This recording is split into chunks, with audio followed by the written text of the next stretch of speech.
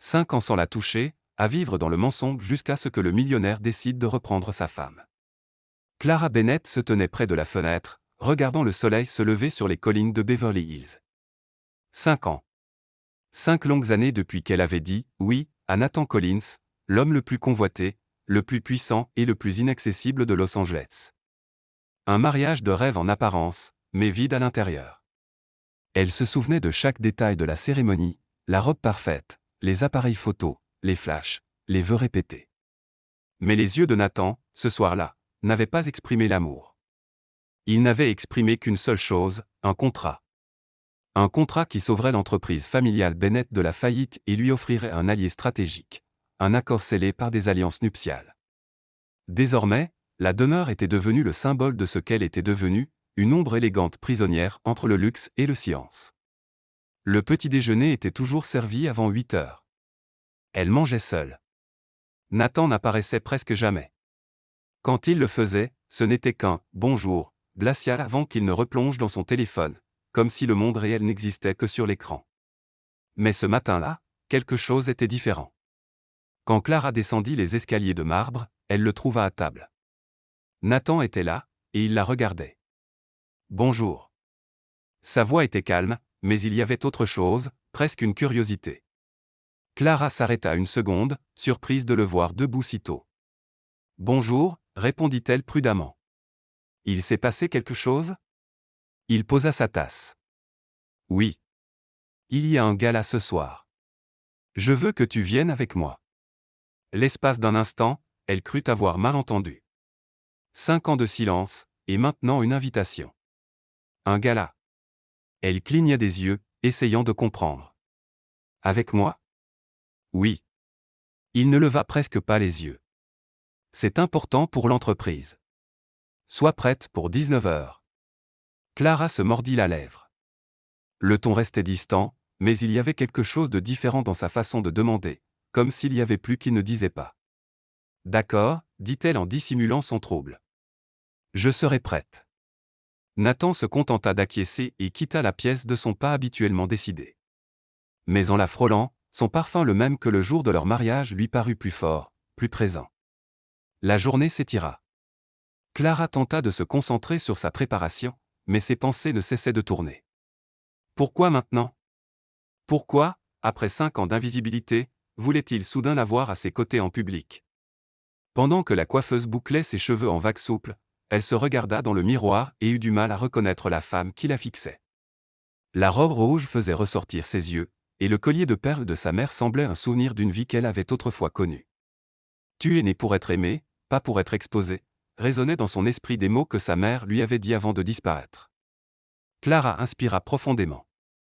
Ce soir pouvait être le début de quelque chose, ou simplement une nouvelle mise en scène d'apparence. À 19 heures précises, Nathan frappa à la porte de sa chambre. Quand Clara ouvrit, il se tenait là dans un costume sombre impeccable, les yeux plus intenses qu'à l'accoutumée. L'espace d'un instant, quelque chose en elle trembla. « Prête ?» demanda-t-il, la voix légèrement désaccordée. « Oui. » Ils marchèrent côte à côte vers la voiture, leurs pas résonnant dans le couloir comme une conversation muette. Dans la limousine, le silence était lourd. Nathan consultait son téléphone. Clara regardait par la fenêtre, leur reflet se mêlant sur la vitre. « Voilà ce que nous sommes », pensa-t-elle. Des reflets qui ne se touchent jamais. Mais au milieu de ce silence, il parla. « Il est important que tu restes près de moi ce soir. Les gens, ils voudront te rencontrer. » Clara leva les yeux, surprise. Enfin, après 5 ans, il se détourna sans répondre. La tension entre eux était comme un fil tendu à l'extrême, prêt à rompre. Le grand salon de l'événement était somptueux, baigné de lumière dorée et de voix joyeuses. L'air sentait le champagne et l'ambition. Dès qu'ils entrèrent, tous les regards se tournèrent vers eux, Nathan Collins, milliardaire PDG de Collins Industries, accompagné de son épouse mystérieuse que presque personne n'avait jamais vue. Clara sentit les flashs et les murmures.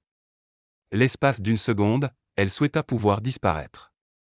Mais quand Nathan la présenta, « Voici ma femme, Clara Bennett Collins », quelque chose d'inattendu se produisit. Il sourit. Un vrai sourire. Rapide, discret, mais sincère. Ce petit geste fit bondir son cœur. Tandis qu'il circulait parmi les cadres et les investisseurs, elle conserva sa posture jusqu'à ce qu'une voix amicale retentisse derrière elle. Madame Collins. Elle se retourna. Alex Carter, investisseur chez Westfield Group. L'homme était charmant, avec un sourire chaleureux et des yeux sincères. Enfin, je rencontre la femme la plus mystérieuse de Los Angeles. Clara rit, prise au dépourvu par sa décontraction. Mystérieuse? Je crois que c'est une façon polie de dire recluse. Il éclata de rire. Nathan, à côté d'elle, conserva une expression neutre. Trop neutre. Alex poursuivit la conversation, amusé, et bientôt Clara se sentit vivante. Pour la première fois depuis des années, quelqu'un la voyait. Quelqu'un l'écoutait. Mais à chaque rire, Nathan se faisait plus silencieux. Son regard devenait plus froid. Plus tard dans la soirée, quand Alex s'éloigna pour répondre à un appel, Nathan se pencha discrètement vers elle. « Tu sembles t'amuser. » Clara haussa les sourcils. « Peut-être parce que quelqu'un a enfin voulu me parler. » Nathan détourna le regard, inspirant profondément. Le dîner se poursuivit dans les rires, les toasts et les conversations. Clara se sentait étrangement légère. Il y avait quelque chose de libérateur à être vue pas seulement en tant qu'épouse du PDG. Mais au fil de la soirée, les yeux de Nathan devinrent plus agités. Il observait chacun de ses gestes, chaque mot, chaque sourire. Jusqu'à la fin de l'événement, quand Alex revint pour dire au revoir. « Ce fut un plaisir de vous rencontrer, Clara. J'espère vous revoir bientôt. » Avant qu'elle ne puisse répondre, Nathan s'avança, ferme. « J'en doute. Mon épouse a un emploi du temps chargé. » Clara se figea. Son ton n'était pas seulement protecteur. Il était possessif. Le trajet de retour fut silencieux, mais différent. L'air entre eux était chargé. Clara regardait par la fenêtre, essayant de comprendre ce qui avait changé chez lui, et chez elle. Quand la voiture s'arrêta devant la demeure, elle se tourna pour dire quelque chose, mais Nathan la regardait déjà. Ses yeux n'étaient plus froids comme avant. Ils étaient intenses, perdus, presque humains. L'espace d'un instant, aucun d'eux ne parla. Puis il rompit le silence. « Tu as surpris beaucoup de monde ce soir. »« Toi y compris ?» demanda-t-elle doucement. Il hésita. « Y compris moi. » Et il sortit de la voiture avant qu'elle ne puisse ajouter quoi que ce soit. Clara resta là quelques secondes seule, essayant de comprendre ce qui venait de se passer. Il y avait quelque chose de nouveau dans l'air, quelque chose dont elle n'était pas sûre qu'il s'agissait d'espoir ou de danger. Elle monta à l'étage et, en entrant dans la chambre, se regarda dans le miroir. Pour la première fois en 5 ans, elle se sentait vivante et effrayée de ce que cela signifiait. De la fenêtre de sa propre chambre, Nathan regardait les lumières de la ville se refléter dans ses yeux. Il ne savait pas ce qu'il ressentait. Mais une chose était claire, pour la première fois, il la voyait vraiment. Le lendemain matin, Clara descendit pour le petit déjeuner, s'attendant à trouver la maison vide comme d'habitude. Mais Nathan était là de nouveau, assis à table, faisant semblant de lire le journal mais manifestement l'attendant. « Bonjour », dit-il sans lever les yeux. « Bonjour », répondit Clara avec prudence. 2 matins de suite. Ce n'était définitivement pas normal. Elle se servit du café, sentant son regard dans son dos. Quand elle se retourna, elle le vit, Nathan l'observait par-dessus le journal, comme s'il essayait de résoudre une énigme. « Il y a quelque chose qui ne va pas ?» demanda Clara en haussant un sourcil. « Non », répondit-il trop vite en baissant les yeux sur le journal. « Donc manifestement », dit-elle presque en riant. Presque. Les jours suivants furent remplis de moments étranges. Nathan commença à apparaître dans des endroits où il n'allait jamais, dans le salon pendant qu'elle lisait, dans la cuisine pendant qu'elle préparait du thé. Une fois, Clara le surprit même debout à la porte de son bureau, à la regarder fixement. « Tu as besoin de quelque chose ?» demanda-t-elle, visiblement surprise. « Non, je passais juste. »« Passais juste ?» Clara fronça les sourcils. « Nathan, cette porte ne mène nulle part. C'est un bureau, un couloir sans issue. » Il s'éclaircit la gorge, mal à l'aise, et partit rapidement. Clara resta là, stylo en main, totalement perplexe. Est-il malade? S'est-il cogné la tête? Les millionnaires font-ils une crise de la quarantaine avant 40 ans? Mais le plus étrange restait à venir. Un jeudi matin, Clara entra dans la cuisine et trouva une tasse de café déjà préparée avec du lait, exactement la bonne quantité, exactement comme elle l'aimait. Elle regarda autour d'elle, s'attendant presque à voir des caméras cachées. Nathan, appela-t-elle, suspicieuse.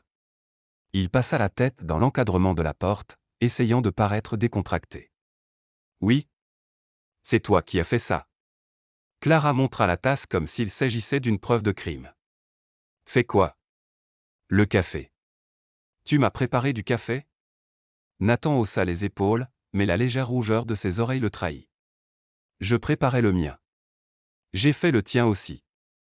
Ce n'est pas grand-chose. Clara prit la tasse lentement, comme si elle risquait d'exploser. En 5 ans de mariage, tu ne m'as jamais préparé de café. Peut-être que j'aurais dû le faire plus tôt. La remarque la prit au dépourvu. Elle but une gorgée, toujours méfiante. Le café était parfait et cela, curieusement, la dérangeait plus qu'il ne l'aurait fallu. Merci, dit-elle enfin, encore confuse. Nathan se contenta d'un signe de tête et partit, la laissant seule avec le café et 1000 questions sans réponse. Ces questions devinrent plus nombreuses quand, cet après-midi-là, le téléphone de Clara sonna. C'était Alex Carter. Elle regarda l'écran, hésitante. Il n'y avait rien de mal à répondre et il semblait être une personne sincèrement gentille mais quelque chose en elle hésitait. Avant qu'elle ne puisse décider, Nathan entra dans la pièce. C'est qui? Quoi? Tu m'as fait peur. Désolé, mais ses yeux étaient rivés sur le téléphone. Qui appelle? Alex Carter. De la soirée. L'expression de Nathan changea. Quelque chose de sombre passa dans ses yeux. Et tu vas répondre? Je ne sais pas. Clara fronça les sourcils. Pourquoi ça t'importe? Ça ne m'importe pas. Alors pourquoi me regardes-tu comme si j'allais vendre des secrets d'entreprise? Nathan détourna le regard. Je pense simplement que tu devrais faire attention à qui tu fréquentes. Clara croisa les bras. Fréquenter, Nathan? L'homme m'a juste dit bonjour à une soirée. Nous ne prévoyons pas de nous enfuir au Mexique. Bien. Tu es jaloux? Non. La réponse arriva trop vite. Trop défensive. Clara faillit sourire. Presque. Mais il y avait quelque chose là, quelque chose qui la troublait et l'irritait à la fois. Pendant 5 ans, Nathan l'avait traité comme un meuble, et maintenant, tout à coup, il se souciait de qui l'appelait. Tu sais, dit Clara, la voix plus ferme désormais. Si tu as quelque chose à dire, Nathan, dis-le. Parce que cette petite danse étrange me donne le vertige. Il inspira profondément mais ne dit rien. Il quitta simplement la pièce, la laissant toujours avec le téléphone à la main. L'appel bascula sur la messagerie. Dans les jours qui suivirent, les messages d'Alex continuèrent d'arriver. Ils étaient polis, légers, jamais trop insistants. J'espère que tu vas bien. Ce fut un plaisir de te rencontrer. Si tu as besoin de quoi que ce soit, je suis là. Clara ne répondit jamais, mais Nathan semblait toujours savoir quand un message arrivait comme s'il avait soudain un radar émotionnel nouvellement installé. Lui encore, demanda-t-il un jour en la voyant regarder son téléphone. Nathan, est-ce que tu m'espionnes? Non, je remarque les choses. Tu n'as jamais rien remarqué en 5 ans, lança Clara, fatiguée. Et maintenant tu es soudain détective privé. Peut-être que j'aurais dû remarquer plus tôt. Cela la prit au dépourvu. Elle le regarda, cherchant le sarcasme. Mais Nathan semblait sincère. Et cela la troublait encore plus. Qu'est-ce qui t'arrive? Demanda Clara, plus doucement. Rien. Je veux juste. Il s'arrêta, cherchant les mots justes. Je veux juste que tu saches que. Le téléphone de Clara sonna de nouveau. C'était Alex. Nathan se figea. Ses yeux se rétrécirent. Sa mâchoire se crispa. Avant que Clara ne puisse réagir, il lui arracha le téléphone des mains. Qu'est-ce que tu fais? Clara tenta de le récupérer, mais Nathan avait déjà décroché. Allô? Sa voix était glaciale. Oui, ici Nathan Collins, le mari de Clara. Une pause. Non, elle ne peut pas parler maintenant. Ni plus tard. Ni jamais. Merci pour votre intérêt. Bonne journée. Et il raccrocha. Clara resta figée, bouche ouverte, le cerveau essayant de traiter ce qui venait de se passer. Tu ne viens pas vraiment de faire ça. Si. Tu n'en avais pas le droit. J'ai tous les droits. Tu es ma femme. Sur le papier. Cria Clara. La douleur qu'elle avait enfouie pendant 5 ans jaillit enfin. Je suis ta femme sur le papier, Nathan. Tu ne m'as jamais traité comme une épouse. Tu ne m'as jamais regardé, jamais parlé, jamais soucié de moi. Et maintenant tu te comportes soudain comme si tu avais un droit sur moi. J'ai toujours eu un droit. Non. Les larmes commencèrent à couler, mais la colère était plus forte. Tu n'as aucun droit. Tu m'as ignoré pendant 5 ans. 5 ans, Nathan. J'ai vécu dans cette maison comme un fantôme. Et maintenant que quelqu'un me voit enfin, tu veux jouer au mari jaloux? Je ne joue pas. Alors qu'est-ce que tu fais? Clara tremblait maintenant. Des années de silence s'effondraient d'un coup. Pourquoi maintenant? Pourquoi est-ce que je compte soudain? Nathan s'avança, la voix basse mais intense. Parce que je ne veux pas te perdre. Le silence qui suivit fut assourdissant. Clara le fixa, essayant de comprendre si elle avait bien entendu. Les mots résonnaient dans la pièce lourds, réels, impossibles. Tu, quoi? Je ne veux pas te perdre, Clara. Elle secoua la tête, reculant. Tu ne peux pas faire ça. Tu ne peux pas m'ignorer pendant 5 ans et ensuite dire quelque chose comme ça comme si c'était simple. Je sais que je ne peux pas, mais c'est la vérité. Et je suis censé te croire. Sa voix n'était plus qu'un murmure tremblant. Maintenant, après tout ça? Nathan ne répondit pas. Il la regarda simplement avec une vulnérabilité qu'elle n'avait jamais vue chez lui. Elle ne pouvait pas le supporter. Elle se retourna et courut dans la chambre, verrouillant la porte derrière elle. Elle s'appuya contre le bois, glissant jusqu'au sol, les mains tremblantes. Pour la première fois en 5 ans, son cœur battait la chamade à cause de lui et elle ne savait pas si c'était le début de quelque chose ou la fin de tout. Le lendemain matin, Clara se réveilla les yeux gonflés et la tête lourde. Elle n'avait pas dormi. Les mots de Nathan résonnaient dans son esprit comme une chanson agaçante dont elle ne pouvait se défaire. Je ne veux pas te perdre. Elle se regarda dans le miroir et soupira. Génial. Maintenant je ressemble à un raton laveur qui n'a pas dormi. Elle descendit, s'attendant à trouver la maison vide comme avant tout ce chaos. Mais non, Nathan était dans la cuisine, un tablier autour de la taille. Clara s'arrêta à mi-escalier, clignant plusieurs fois des yeux pour être sûre de ne pas rêver. Bonjour, dit-il en forçant un sourire qui ressemblait davantage à une grimace. Bonjour. Clara s'approcha lentement, comme si elle approchait un animal sauvage. Tu portes un tablier? Oui. Pourquoi? Parce que je cuisine. Clara regarda la cuisinière, où quelque chose fumait dans une poêle, quelque chose qui avait autrefois été de la nourriture. C'est comestible? Nathan jeta un œil à la poêle et grimaça. C'était censé être une omelette. Censé être. Ça ne va pas très bien, Nathan. C'est noir. Les omelettes ne sont pas noires. Le charbon de bois est noir. Il éteignit le feu, visiblement gêné. Je voulais juste faire quelque chose de gentil. Clara se mordit la lèvre pour ne pas rire, mais c'était difficile. Très difficile. Gentil, ce serait du café. Tu fais du bon café. Je voulais t'impressionner. Eh bien, mission accomplie. Je suis impressionné. Terrifié, mais impressionné. Nathan retira le tablier, l'air défait. Je ne suis pas doué pour ça pour la cuisine. C'est clair. Il s'arrêta. Pour me rapprocher de toi. Le cœur de Clara manqua un battement. Elle s'éclaircit la gorge, essayant de garder l'ambiance légère. Eh bien, mettre le feu à la cuisine est une approche audacieuse. Il sourit presque. Presque. Ils restèrent là un moment, le silence seulement brisé par le bip agaçant du détecteur de fumée. Je pense qu'on devrait ouvrir les fenêtres, dit Clara en se mettant déjà en mouvement. Nathan l'aida, et pendant quelques minutes ils travaillèrent côte à côte, agitant des serviettes pour chasser la fumée. C'était ridicule, complètement absurde, mais presque agréable. Tu portes de l'eau de Cologne? Demanda soudain Clara. Nathan se figea. Oui. Je ne t'ai jamais vu en mettre le matin. Peut-être que j'aurais dû en mettre avant. Clara leva les yeux au ciel, mais un petit sourire effleura ses lèvres. Tu agis bizarrement, Nathan. Je le sais, et ça me rend méfiante. Ça devrait. Elle le fixa, essayant de deviner ce qu'il pensait.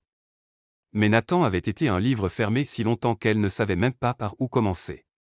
Le reste de la journée fut rempli de petits moments étranges. Nathan lui proposa de la conduire au salon de beauté. Elle refusa, mais il insista. Dans la voiture, il tenta d'engager la conversation. « Tes cheveux sont différents. » Clara toucha les pointes. « Ils sont pareils depuis 3 ans. » « Oh. Eh bien, ça te va bien. » « Merci. » Silence gênant. « Et cette robe ? Elle est nouvelle ? » « Nathan, tu m'as vu porter cette robe à la soirée. » « Oh, exact. » « Eh bien, elle te va toujours bien. » Clara retint un rire. « Tu vas bien. Tu t'es cogné la tête. Intoxication alimentaire. » « Non, je tente juste de tenter. » « Quoi ? » Il ne répondit pas. Il continua simplement à conduire, l'air sérieux.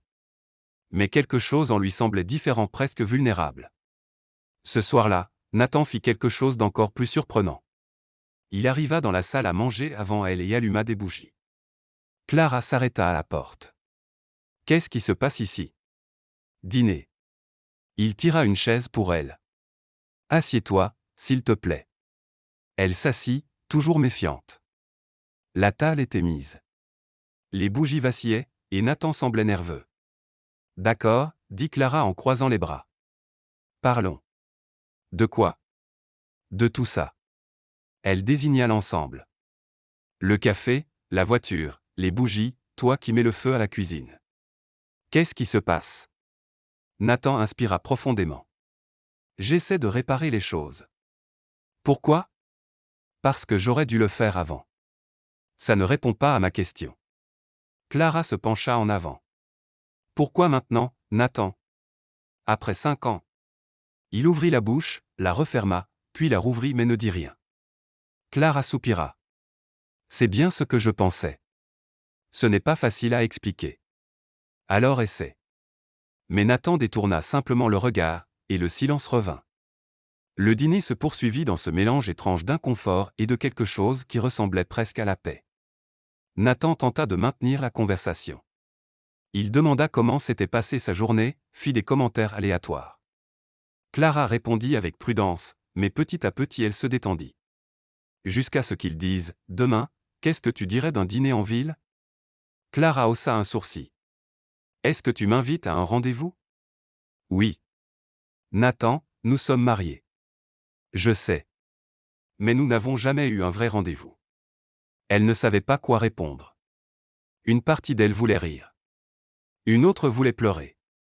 Et une troisième petite mais tenace voulait dire oui. « Je vais y réfléchir, » dit-elle enfin. Nathan sembla considérer cela comme une victoire.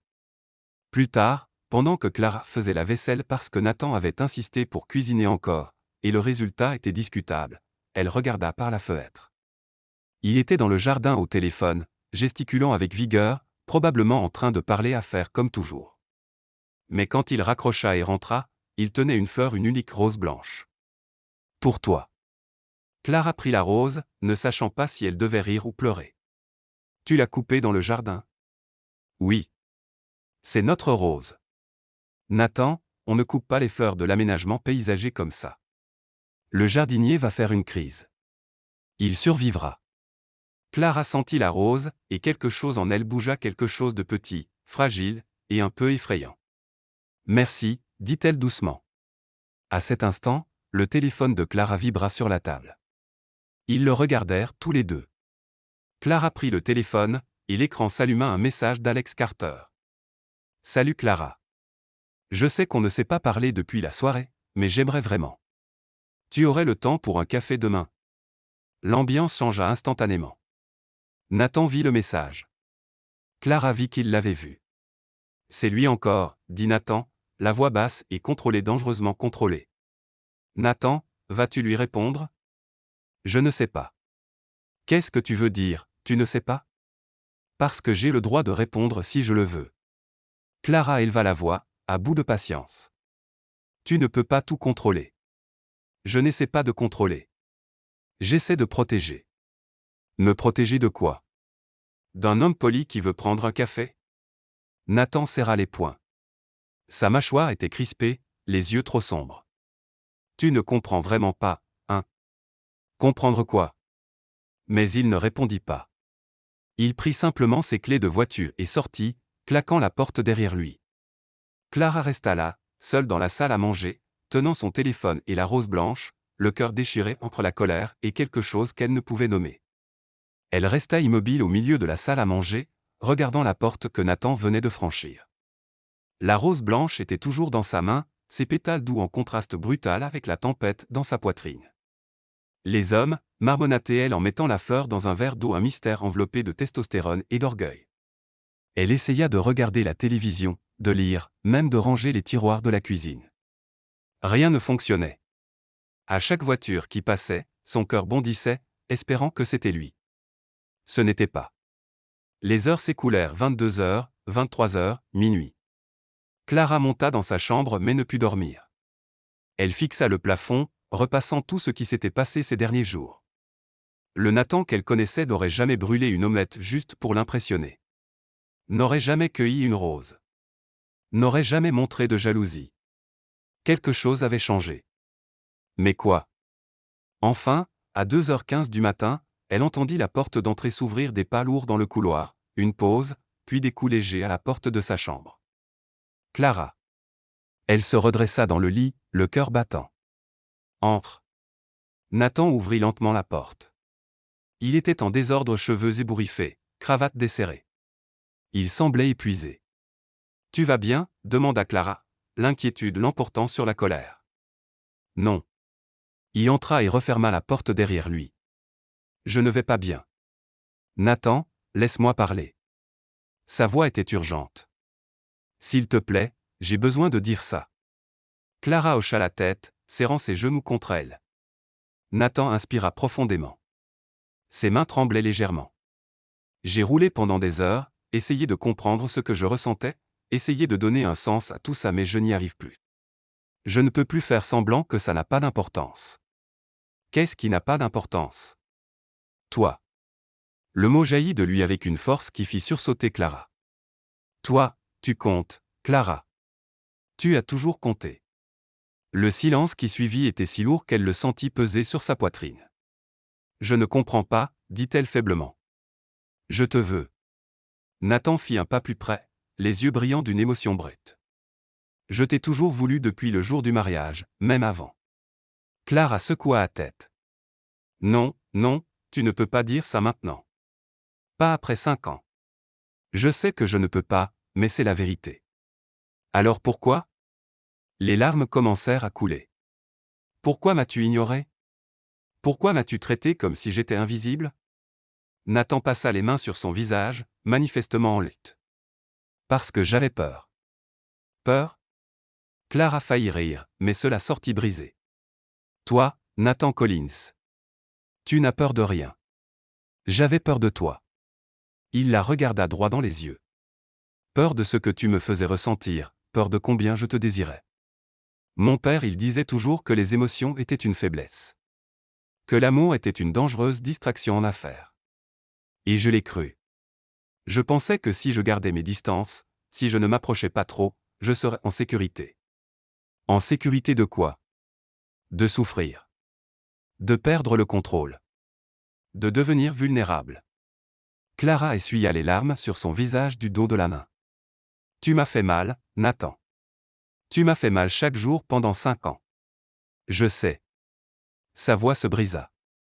Et je suis désolé plus que je ne peux le dire. Mais quand je t'ai vu à cette soirée, rire avec cet homme, être toi-même, j'ai compris ce que je risquais de perdre. J'ai compris à quel point ma peur était stupide face à l'idée de te perdre vraiment. Clara voulait y croire. Vraiment. Mais 5 ans de rejet ne disparaissaient pas juste parce qu'il faisait un beau discours. Les mots sont faciles, Nathan. Alors laisse-moi te le prouver. Il s'agenouilla devant elle, prenant ses mains. Donne-moi une chance de te montrer que j'ai changé, que je veux être le mari que tu mérites. Elle regarda ses mains autour des siennes. Elles étaient chaudes, stables, réelles. Je ne sais pas si je peux te faire confiance à nouveau. Je regagnerai ta confiance chaque jour, aussi longtemps qu'il le faudra. Dans les jours qui suivirent, Nathan tint parole. Il se levait tôt pour prendre le petit déjeuner avec elle, demander ses projets, ses pensées, ses rêves, lui apportait des fleurs, faisait des blagues atroces qui la faisaient lever les yeux au ciel mais aussi sourire. Un matin, il entra dans la pièce où elle lisait. « J'ai besoin de ton aide. » Clara leva les yeux de son livre. « Pourquoi ? » L'entreprise. Nous travaillons sur un nouveau contrat, et je veux ton avis sur la proposition. Elle cligna des yeux, surprise. Mon avis sur les affaires ? Tu as étudié le commerce, non ? Avant notre mariage. Oui, mais... Alors tu comprends, et j'ai confiance en ton jugement. Clara ne savait pas ce qui la choquait le plus qu'il se souvienne de ses études ou qu'il lui demande son aide. Cet après-midi-là, elle se rendit à son bureau. Nathan lui montra les documents, expliqua les termes, et demanda ce qu'elle en pensait. Clara examina tout attentivement et pointa quelques clauses risquées qu'il avait manquées. « Tu as raison, » dit Nathan, visiblement impressionné. Ça aurait pu poser problème plus tard. J'avais un excellent professeur à l'université. Il disait toujours, si ce n'est pas écrit, ça n'existe pas. Un homme intelligent, sourit Nathan. Merci, Clara. Vraiment. Elle lui rendit son sourire, et pour la première fois en 5 ans elle se sentit vue. Appréciée. Les semaines passèrent, et la distance entre eux commença à diminuer. Nathan l'incluait dans les décisions. Il écoutait quand elle parlait. Il riait à ses blagues, même les mauvaises. Et Clara commença lentement à se laisser croire que peut-être, juste peut-être, c'était réel. Une nuit, après un dîner léger où ils avaient ri d'anciennes histoires et partagé des souvenirs oubliés, Nathan la regarda différemment. « Tu sais, dit-il doucement, je ne me souviens plus de la dernière fois où je me suis senti aussi en paix. » Moi non plus, avoua Clara. Ils étaient assis sur le canapé, plus proches qu'à l'ordinaire. Nathan tendit la main et effleura doucement son visage, son pouce caressant sa joue. « Tu es magnifique. » Le cœur de Clara s'emballa. « Nathan. Est-ce que je peux ?» Il se pencha lentement, lui laissant le temps de reculer. Mais elle ne recula pas. Ses lèvres étaient à quelques centimètres des siennes quand Clara fut submergée par une vague de panique. Les larmes jaillirent de nulle part, chaudes et soudaines. « Attends !» Elle se recula, la voix tremblante. « S'il te plaît, attends. » Nathan s'arrêta immédiatement, l'inquiétude dans les yeux. « Qu'y a-t-il ? J'ai fait quelque chose de mal. » « Non, ce n'est pas toi. » Clara essuya ses larmes, respirant profondément. « J'ai besoin de te dire quelque chose que j'aurais dû te dire il y a longtemps. » « C'est bon.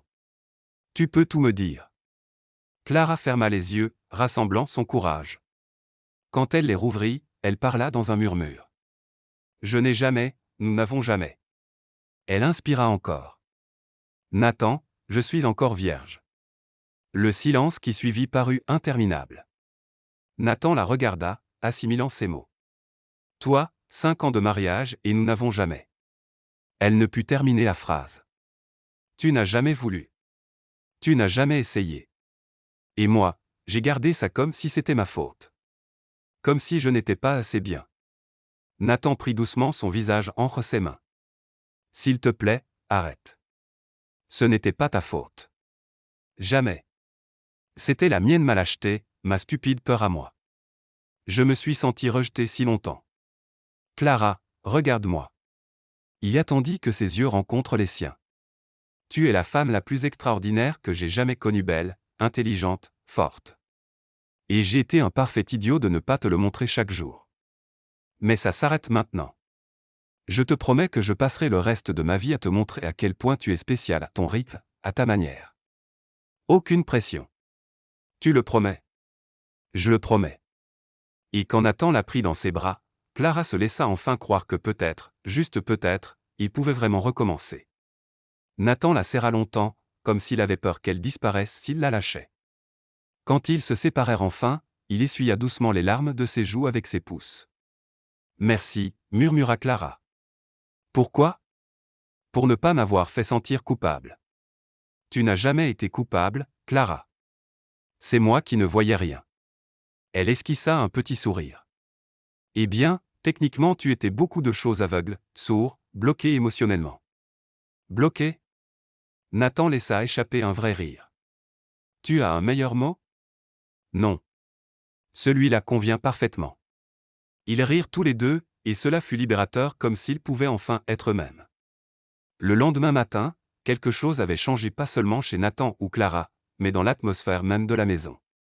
Comme si la lumière du soleil traversait les fenêtres différemment plus chaudes, plus accueillantes. Clara descendit pour le petit déjeuner et trouva Nathan dans la cuisine. Pas d'omelette brûlée cette fois, mais des pancakes parfaitement dorés. Tu as regardé des tutoriels YouTube toute la nuit? Demanda Clara, impressionnée. Peut-être. Sérieusement?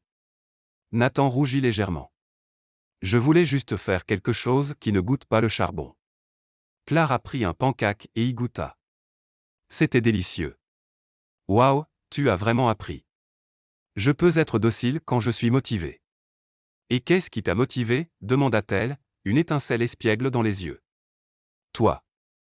La réponse fut simple, directe, honnête.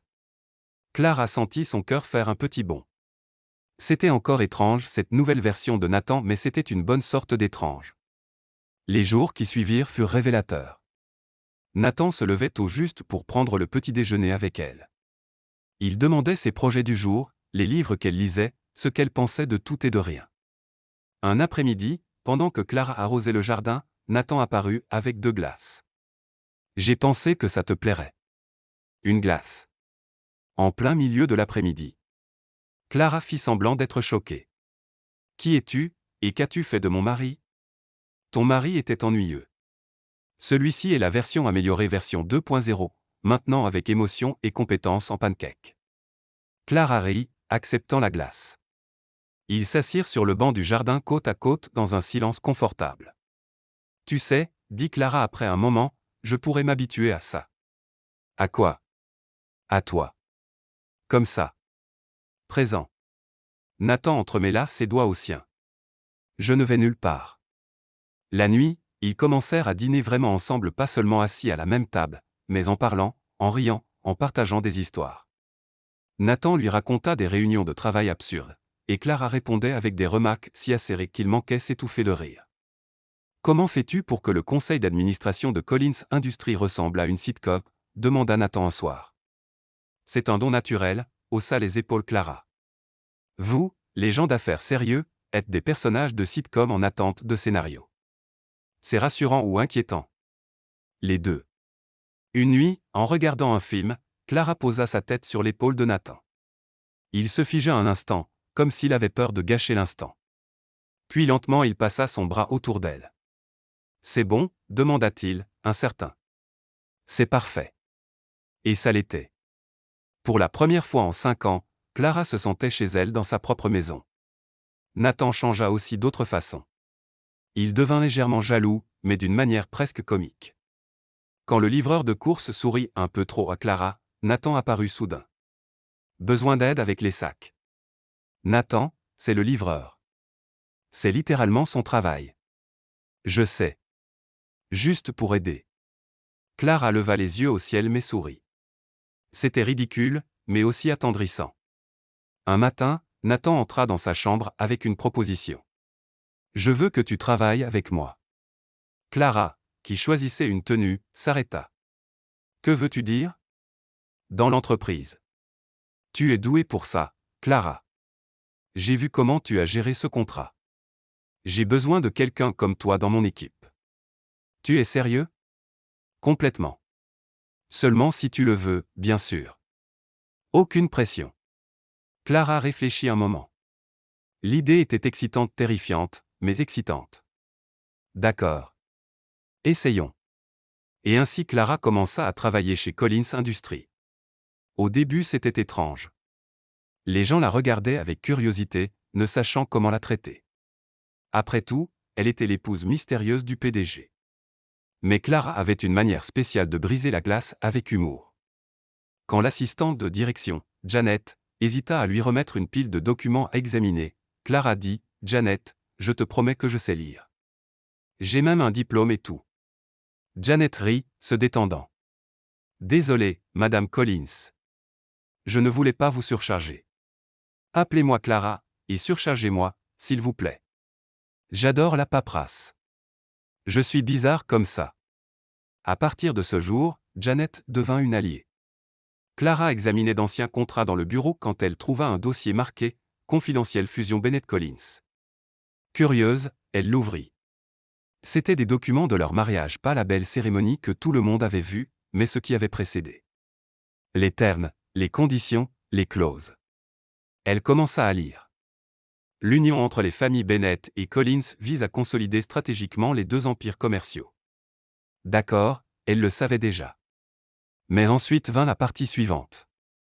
Clause 3.2, l'héritière Bennett accepte de faire des apparitions publiques à la discrétion de l'héritier Collins afin de renforcer l'image conjointe des entreprises. Clara fronça les sourcils. Apparition publique à sa discrétion. Était-ce pour ça que Nathan ne l'avait jamais emmenée à des événements? Elle continua à lire. Clause 4.1, le couple s'engage à produire un héritier dans les 5 ans suivant la date du mariage.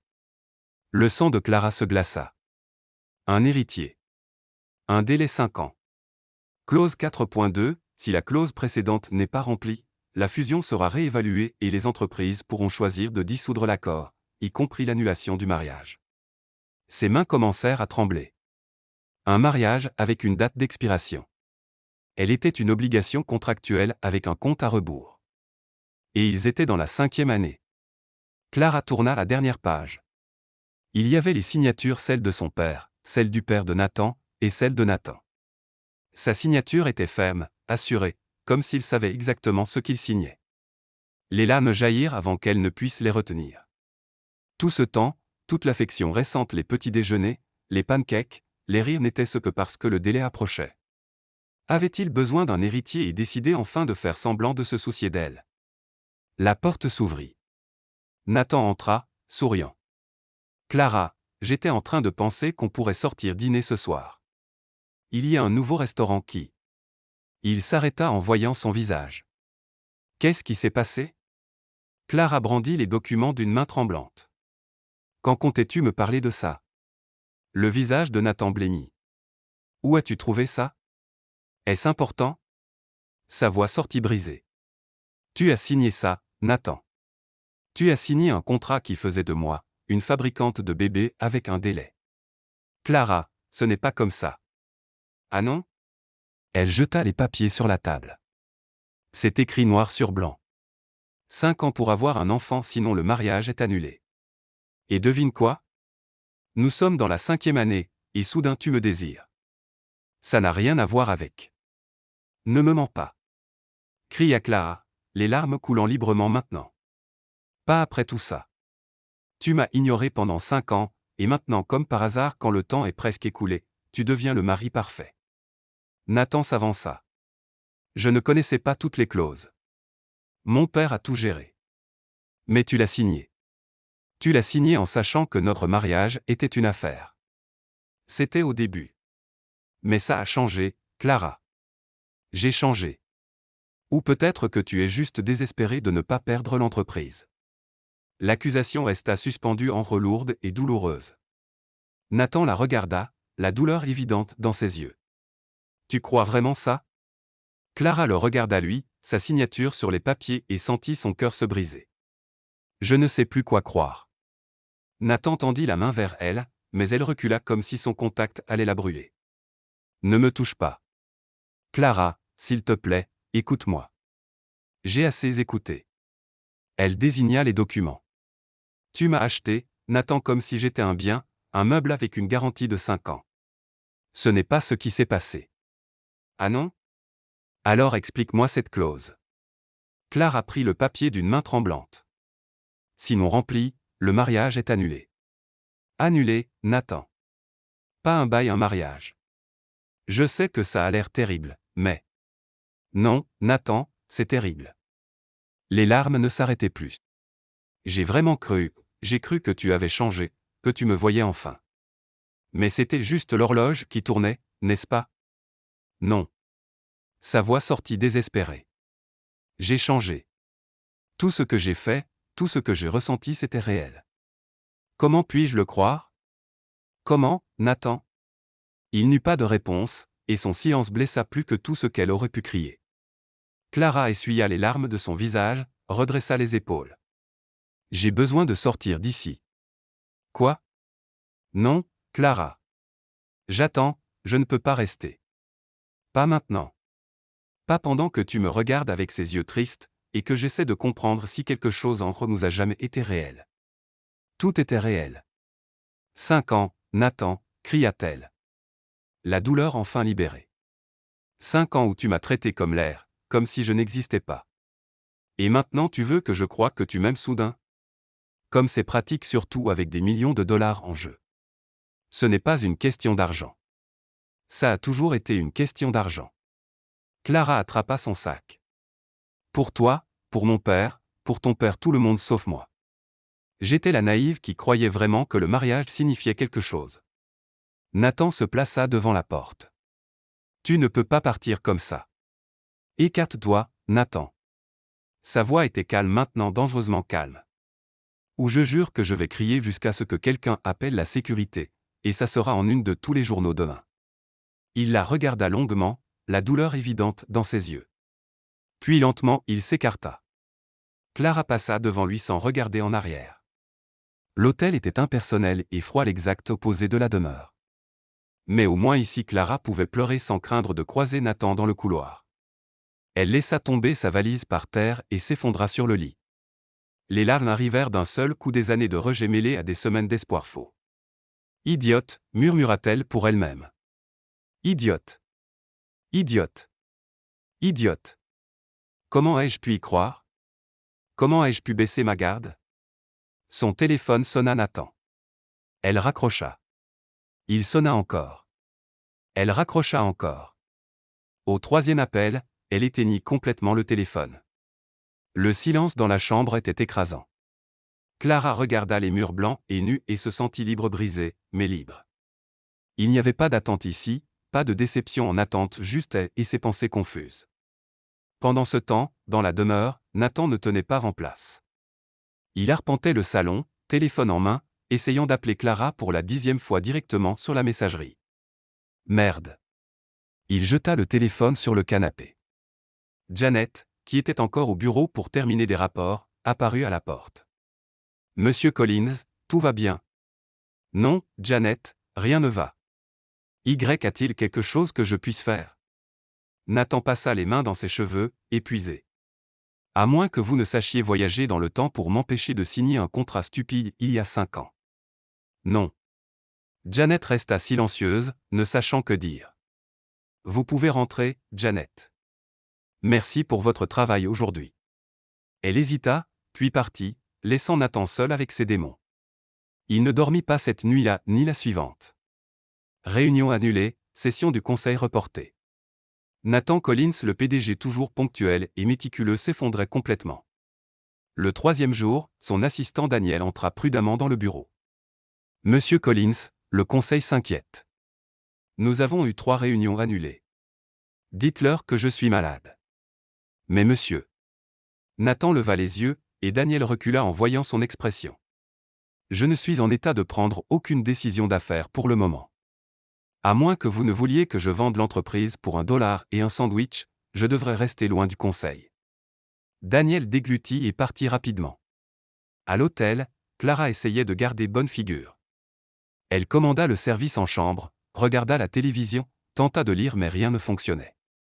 Ses pensées revenaient sans cesse à Nathan, les pancakes, les rires, la façon dont il avait entremêlé ses doigts aux siens dans le jardin. Était-ce tout un mensonge? Le téléphone sonna, mais ce n'était pas Nathan. C'était Alex Carter. Clara regarda longuement le nom sur l'écran avant de répondre. Allô? Clara, c'est bon d'entendre ta voix. Alex semblait sincèrement heureux. Désolé d'appeler comme ça, mais j'ai entendu que tu travaillais maintenant chez Collins Industries et je voulais te féliciter. Merci. Sa voix sortit plus faible qu'elle ne l'aurait voulu. Et, ça va. Clara inspira profondément. Je traverse quelques trucs. Envie d'en parler? Je peux te retrouver pour un café sans pression, juste en ami. Une partie d'elle voulait dire non, mais une autre, la partie blessée et confuse, avait besoin de quelqu'un qui ne faisait pas partie de tout ce chaos. D'accord. Un café, ce serait bien. Ils se retrouvèrent dans un café tranquille du centre de Los Angeles. Alex était déjà là quand Clara arriva, et son sourire chaleureux la fit presque pleurer à nouveau. Merci d'être venu, dit-elle en s'asseyant. Toujours. Il poussa un cappuccino vers elle. Je me souvenais que tu en avais commandé un à la soirée. Clara esquissa un petit sourire. Bonne mémoire. Alors, envie de me dire ce qui se passe? Et Clara parla pas tout, mais assez sur le sentiment d'être piégée, sur la découverte de choses qui avaient changé sa perspective, sur le fait de ne plus savoir quoi croire. Alex écouta attentivement sans l'interrompre. Quand elle eut fini, il dit « Est-ce que je peux te donner un conseil, s'il te plaît ?» Les gens font des erreurs parfois énormes, mais ce qui compte, c'est ce qu'ils font après avoir pris conscience. Il but une gorgée de son café. Nathan Collins a peut-être tout commencé de travers, mais d'après ce que tu me dis, il essaie de réparer. La question est, peux-tu pardonner le début pour donner une chance à un nouveau départ? Clara baissa les yeux sur la tasse entre ses mains. Je ne sais pas si je peux lui faire confiance à nouveau. La confiance se reconstruit avec le temps, mais seul toi peux décider si ça vaut la peine d'essayer.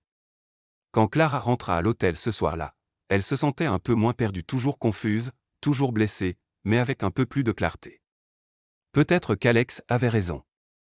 Peut-être que la question n'était pas de savoir si Nathan avait fait des erreurs, il en avait beaucoup, mais s'il voulait vraiment les réparer. Mais avant qu'elle ne puisse y réfléchir davantage, son téléphone vibra avec une alerte d'actualité. Nathan Collins annonce une démission temporaire de Collins Industries pour raisons personnelles. Clara lut le titre 3 fois, incapable d'y croire. Pendant ce temps, dans la demeure des Collins, Nathan se tenait devant son père pour la première fois depuis des jours. Gregory Collins était un homme imposant aux cheveux gris et au regard perçant. Il regarda son fils avec un mélange d'irritation et d'inquiétude. « As-tu perdu l'esprit » tonna-t-il. Démissionner temporairement au milieu des négociations avec l'Europe. Les négociations m'importent peu. Tu t'en fiches? C'est ton entreprise. Non. Nathan le regarda droit dans les yeux avec une détermination que le vieil homme n'avait jamais vue. C'est la tienne. Ça l'a toujours été. J'ai juste suivi le scénario que tu avais écrit, le mariage arrangé, les contrats, les clauses ridicules, tout. J'ai fait ce qui était nécessaire pour protéger notre héritage. Tu as détruit ma vie. Nathan cria, et Gregory recula, surpris. Tu m'as fait signer un contrat qui transformait ma femme en obligation avec une date d'expiration. Tu m'as appris que l'amour était une faiblesse et que les émotions étaient une distraction. Et je t'ai cru. Mais c'est fini. Sa voix était calme maintenant, effrayamment calme. Je te rends tout chaque centime venu de la fusion avec les Bennett. Et je repars de zéro. Gregory blêmit. Tu ne peux pas faire ça. Tu vas ruiner des années de travail. Je m'en fiche. Nathan se tourna pour partir. Pour la première fois de ma vie, papa, je fais quelque chose parce que je le veux, pas parce que c'est stratégique, pas parce que ça renforce l'entreprise, mais parce que c'est juste. C'est de la folie. Nathan s'arrêta à la porte, regardant son père une dernière fois. Non. La folie, c'était de gâcher 5 ans avec la femme que j'aime parce que tu m'avais convaincu que les émotions étaient une faiblesse. La folie, c'était de signer ce contrat sans le lire. Mais ça, il se désigna ça, c'est du courage. Quelque chose que tu ne comprendras jamais. Et il partit, laissant Gregory Collins seul avec sa colère et son empire vide. Le lendemain matin, le cabinet d'avocats Harrison Associates était bondé avocats, actionnaires, membres du conseil, tous regardant Nathan Collins comme s'il avait complètement perdu la tête. Monsieur Collins, dit Theodore Harrison, l'avocat principal en ajustant ses lunettes, êtes-vous absolument certain de cela? Absolument. Nous parlons de 150 millions de dollars, peut-être plus. Je sais compter, Théodore. L'un des actionnaires, un homme corpulent nommé Howard, se leva. C'est de la folie. Vous détruisez des années de travail. Non, répondit calmement Nathan, si calme que c'était déconcertant. Je corrige une erreur qui n'aurait jamais dû se produire. Une erreur? Howard devint rouge. La fusion Bennett-Collins a été la meilleure chose qui soit arrivée aux deux entreprises. C'était la pire chose qui soit arrivée à mon mariage. Le silence qui suivit fut lourd. Théodore s'éclaircit la gorge. Monsieur Collins, légalement parlant, vous n'êtes tenu à rien. Le contrat a été rempli dans les termes. Je ne le fais pas parce que je dois le faire. Nathan regarda autour de la table. Je fais parce que c'est la bonne chose à faire. La famille Bennett est entrée dans cet accord pour sauver son entreprise. Nous avons profité d'une situation désespérée. Et moi? J'ai transformé une fin incroyable en clause contractuelle. Une autre actionnaire, une femme d'âge moyen nommée Patricia, parla doucement. Et Madame Collins est-elle d'accord avec cela? Nathan baissa les yeux. Elle ne le sait pas encore. Mais peu importe qu'elle soit d'accord ou non. C'est quelque chose que je dois faire. Howard tapa du poing sur la table. Vous jetez votre héritage par la fenêtre pour une culpabilité conjugale? Non. Nathan soutint son regard. Je récupère mon humanité, quelque chose que j'ai perdu le jour où j'ai signé ce maudit contrat. Les discussions durèrent des heures. Des chiffres furent présentés. Des alternatives proposées. Mais Nathan resta ferme.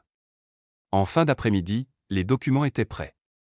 La plume à la main et le cœur battant, Nathan signa le transfert complet des parts que sa famille avait acquises dans la fusion au Bennett. Chaque signature était une fortune rendue. Chaque initiale un morceau de son empire qui s'effondrait. Mais quand il eut fini, pour la première fois depuis des années, Nathan se sentit léger.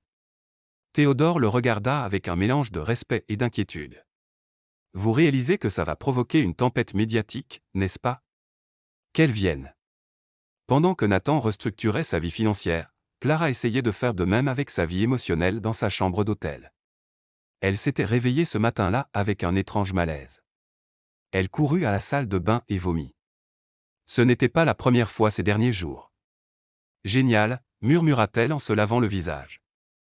Maintenant je ne suis pas seulement émotionnellement détruite, je suis aussi physiquement détruite. Elle commanda du thé au gingembre au service en chambre et tenta de se calmer. C'était probablement juste le stress. Les gens stressés tombaient malades tout le temps. C'était normal. Mais les nausées continuèrent.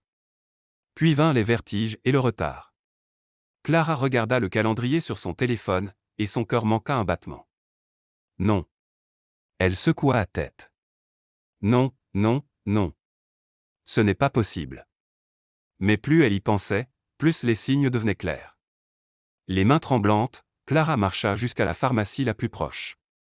Elle portait des lunettes de soleil et un foulard sur la tête, se sentant ridiculement comme une espionne dans un mauvais film. L'employée, une jeune femme aux cheveux roses, lui adressa un sourire amical. « Je peux vous aider ? J'ai besoin d'un. » Clara baissa la voix. « D'un test de grossesse. » « Bien sûr, » dit la fille bien trop fort. Clara faillit plonger derrière le comptoir. « Nous avons plusieurs options. Vous voulez digital ou classique ? Le plus rapide, s'il vous plaît. » De retour à l'hôtel, Clara s'enferma dans la salle de bain. Elle suivit les instructions les mains tremblantes et attendit les 3 minutes les plus longues de sa vie. Quand elle regarda enfin le résultat, le monde sembla s'arrêter. 2 lignes. Positif. Clara s'effondra sur le carrelage froid de la salle de bain, toujours le test à la main. Oh mon Dieu! Les mots sortirent dans un murmure. Oh mon Dieu! Elle était enceinte. Enceinte de l'enfant de Nathan, l'homme qu'elle aimait et haïssait à parts égales. L'homme dont elle s'était enfuie à peine une semaine plus tôt. Les larmes vinrent, mais cette fois elles étaient différentes, peur, choc, mais aussi quelque chose d'autre. Quelque chose de chaud et protecteur qui grandissait dans sa poitrine. Il y avait une vie en elle, une vie qu'elle et Nathan avaient créée. Même au milieu de toute la douleur et de la confusion, quelque chose de pur et d'innocent se produisait. Et maintenant, demanda-t-elle à son reflet dans le miroir, qu'est-ce que je fais ? Dire à Nathan. Comment ? Salut, je me suis enfuie, mais devine quoi ? Je suis enceinte. Surprise. Et s'il pensait que c'était un piège ? Une façon de le forcer à rester. Ou pire, et s'il restait par devoir, et non par amour ? Clara passa le reste de la journée dans une tempête de pensées. Elle arpentait la chambre, prenait son téléphone, le reposait, écrivait des messages qu'elle n'envoyait jamais. Puis ce soir-là, en zappant sans but sur les chaînes de télévision, quelque chose attira son attention. C'était Nathan à l'écran lors d'une conférence de presse. Clara monta le volume, le cœur battant. Nathan se tenait derrière un pupitre, entouré de micros et de flashs. Il avait l'air fatigué mais déterminé. J'ai décidé de rendre toutes les parts de la fusion Bennett-Collins à la famille Bennett, dit-il d'une voix stable. Les murmures des journalistes étaient audibles même à travers la télévision. Une journaliste leva la main. Monsieur Collins, cela signifie une perte de plus de 150 millions de dollars. Pourquoi? Nathan inspira profondément. Parce que certaines choses comptent plus que l'argent. Comme quoi? Il regarda droit dans la caméra, et Clara eut l'impression qu'il la regardait elle. Comme l'amour. Le mot résonna dans la pièce. J'ai fait des erreurs beaucoup. J'ai transformé un mariage en contrat d'affaires. J'ai traité la femme que j'aime comme une clause, et j'ai perdu 5 ans que je ne pourrai jamais récupérer. Les larmes commencèrent à couler sur le visage de Clara. Ce n'est pas une décision d'affaires, continua Nathan. C'est une excuse à mon épouse, à la famille Bennett, et à moi-même d'avoir jamais cru que le pouvoir et l'argent comptaient plus que le bonheur et l'amour. Un autre journaliste cria, « Et Collins Industries? Que se passe-t-il maintenant? Je reconstruirai de zéro s'il le faut, mais cette fois de la bonne manière. Sans raccourci, sans contrat de mariage, sans transformer les gens en actifs. Et votre épouse? Madame Collins est-elle d'accord avec votre décision? » Nathan hésita. Je n'ai pas encore eu l'occasion de lui parler, mais j'espère qu'un jour elle pourra me pardonner. La conférence continua, mais Clara n'écoutait plus. Les larmes trempaient l'oreiller qu'elle serrait contre elle. Il l'avait fait. Il avait vraiment tout abandonné pour elle. Clara essuya son visage et regarda le test de grossesse toujours sur la table de nuit. Puis elle regarda Nathan à l'écran vulnérable et honnête d'une façon qu'elle n'avait jamais vue. Peut-être qu'Alex avait raison. Peut-être que ce n'était pas une question de savoir si Nathan avait fait des erreurs, mais de ce qu'il était prêt à faire pour les réparer. Et il était prêt à tout perdre. Clara attrapa ses clés de voiture. Le lendemain matin, Nathan était assis seul dans la demeure vide, fixant une tasse de café froid entre ses mains. Il n'avait pas dormi. Il ne pouvait pas. La maison semblait encore plus vide sans Clara. Il avait vu les commentaires en ligne, certains le traitaient de fou, d'autres de romantique. La plupart ne comprenaient simplement pas. Mais il s'en fichait. Il l'avait fait pour une seule personne. Et si elle ne revenait jamais, au moins il saurait qu'il avait essayé. L'interphone sonna, le faisant sursauter. Personne ne venait jamais sans prévenir. Oui, dit-il, épuisé. Monsieur Collins, quelqu'un veut vous voir. Je ne reçois pas de visiteurs. Monsieur, c'est Madame Collins. Nathan lâcha la tasse. Elle se brisa sur le sol, mais il ne le remarqua même pas. Faites-la entrer. Sa voix se brisa. Faites-la entrer tout de suite. Il courut jusqu'à la porte d'entrée, le cœur battant si fort que ça faisait mal. Il l'ouvrit avec une telle force que les gonds faillirent lâcher. Et elle était la Clara Bennett Collins, un sac sur l'épaule, les cheveux détachés, les yeux rougis d'avoir pleuré. Mais elle était là. Présente. Réelle. Salut, dit-elle, la voix faible. Salut. Nathan pouvait à peine respirer. Tu es revenu. J'ai vu ta conférence de presse, et... Clara fit un pas en avant. Je crois qu'on doit parler. Nathan hocha la tête, incapable de détacher ses yeux d'elle comme si cligner des yeux pouvait la faire disparaître. Je peux entrer, demanda-t-elle. Bien sûr. Clara inspira profondément, sa main reposant inconsciemment sur son ventre où un secret grandissait. J'ai beaucoup de choses à te dire. Clara entra lentement dans la demeure, comme si elle foulait un terrain inconnu. Tout semblait identique, les meubles, les tableaux, l'odeur fraîche des produits de ménage. Mais en même temps, tout semblait complètement différent. Nathan referma la porte derrière elle, gardant une distance respectueuse. Il avait l'air épuisé, de profonds cernes sous les yeux et le visage non rasé, mais ses yeux brillaient d'un espoir que Clara reconnut. « Veux-tu t'asseoir » proposa-t-il en désignant le salon. « Je crois que c'est préférable. » Ils s'assirent au même endroit sur le canapé où ils avaient ri ensemble quelques semaines plus tôt. Cela semblait faire une éternité. Le silence s'étira en relourd et chargé. Nathan voulait parler en premier mais craignait manifestement de dire ce qu'il ne fallait pas. Clara se mordit la lèvre, cherchant les mots justes. « J'ai vu ta conférence de presse, dit-elle enfin. Je m'en doutais. » Nathan passa la main dans ses cheveux en désordre. C'était intense. Tu as vraiment tout rendu? Chaque centime. Clara secoua la tête, incrédule. Tu as perdu une fortune, Nathan. Je n'ai rien perdu. Il la regarda droit dans les yeux. J'ai récupéré ma dignité et peut-être une chance de te reconquérir. Les larmes arrivèrent sans prévenir. Clara tenta de les retenir, mais c'était inutile. Nathan se rapprocha instinctivement mais s'arrêta juste avant de la toucher. Qu'y a-t-il ? J'ai dit quelque chose de mal. Clara rit à travers ses larmes, le son brisé et doux. Non, tu as tout dit juste. C'est juste que j'ai quelque chose à te dire, et j'ai terriblement peur. Tu peux tout me dire. Je te promets que j'écouterai. Elle inspira profondément, les mains tremblantes. Nathan, je suis enceinte. Le temps sembla s'arrêter. Le monde sembla se figer complètement. Ses yeux écarquillés, la bouche légèrement ouverte. L'espace d'un instant, Clara craignit qu'il ne soit en état de choc. Quoi ? Je suis enceinte. Sa voix était plus stable maintenant. Je l'ai découvert hier. J'ai fait 3 tests tous positifs. Nathan continua à la fixer, essayant d'assimiler. Puis lentement ses yeux se remplirent de larmes. Nous allons avoir un bébé. Oui. Il tomba à genoux devant elle, les mains couvrant son visage.